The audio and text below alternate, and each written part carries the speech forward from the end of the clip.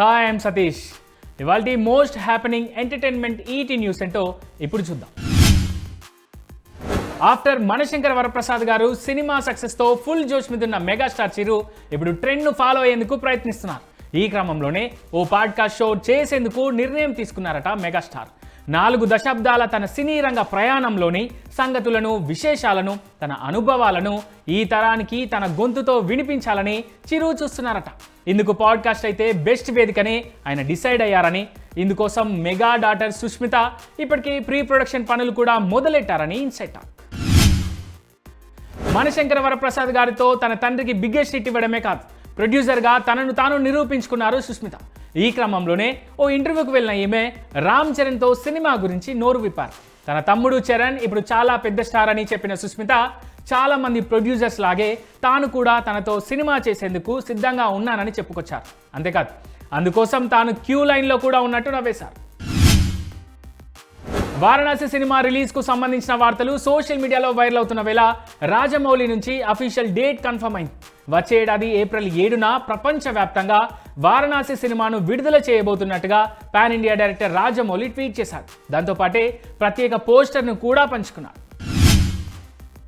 తన తల్లి అంజనమ్మ పుట్టినరోజున AP deputy CM Pawan Kalyan గొప్ప నిర్ణయం తీసుకున్నారు.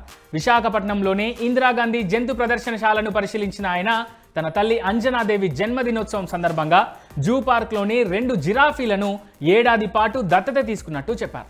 వాటికి ఏడాది పాటు అయ్యే ఖర్చు మొత్తం తానే భరిస్తానంటూ ప్రకటించారు పవన్ కళ్యాణ్.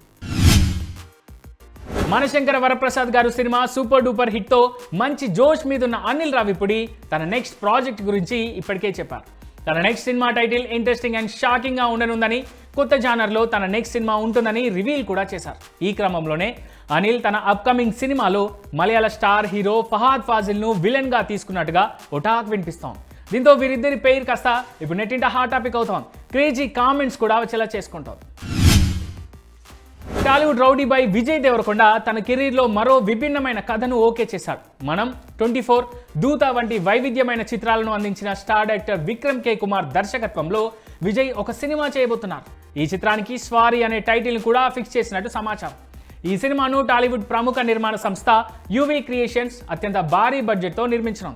ఈ సినిమాను టాలీవుడ్లో ఇప్పటి వరకు టచ్ చేయని బ్యాక్ డ్రాప్ గుర్రపు స్వారీ నేపథ్యంలో సాగుతోందట. ఇక ఈ కథలో విజయ్ ఒక ప్రొఫెషనల్ రైడర్గా కనిపించబోతున్నారట. డైరెక్టర్ విక్రమ్ కే కుమార్ మార్క్ స్క్రీన్ ప్లే, ఎమోషన్స్తో తెరకెక్కుతున్న ఈ సినిమాపై రౌడీ ఫ్యాన్స్ ఇప్పటికే ఎన్నో ఆశలు పెట్టుకున్నారు. ఈ సినిమా గురించి నెట్టింట వైరల్ కూడా చేస్తున్నారు.